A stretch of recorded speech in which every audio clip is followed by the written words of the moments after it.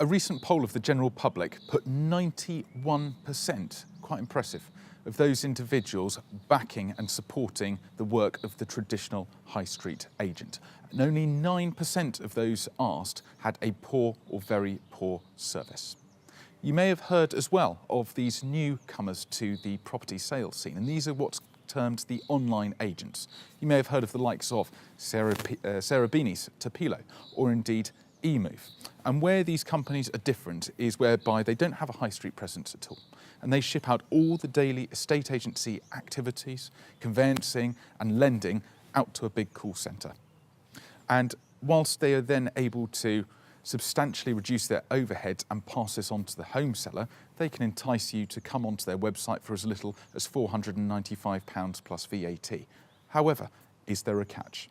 If we go back to this poll, there are three key areas that the general public felt the traditional high street agent won over every other possibility. And these were: the estate agent's ability to negotiate was the absolute prime winner in this category.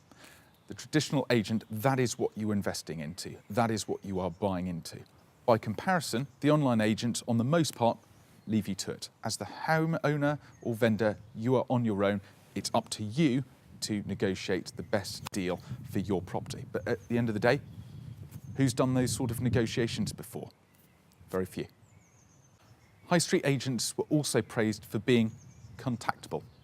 And whether it's by email or on phone, that is what the public supported. And whilst with the online agencies, of course, they can be there 24/7, but it's part of a very, very big scheme. You are calling a call centre.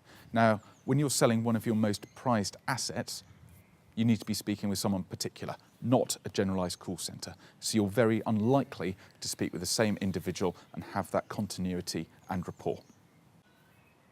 The third option is carrying out accompanied viewings. Traditional agent, that's what they're known for. They've got support staff to do this as well, who will get to know the property and sell it at its very best. Online agents, by comparison, they don't do this. Again, as a homeowner and seller, you're again on your own and you are left to sell the property. But again, have you got the experience to do that and to sell your property to its best? Maybe, but on the most part, maybe not. So at the end of the day, in summary, I feel that, yes, the online agents, of course, there is a market for them. And I think they may well be initially restricted to the lower end of the market, where finances and budgets are under greater scrutiny. And I can really see the appeal of them.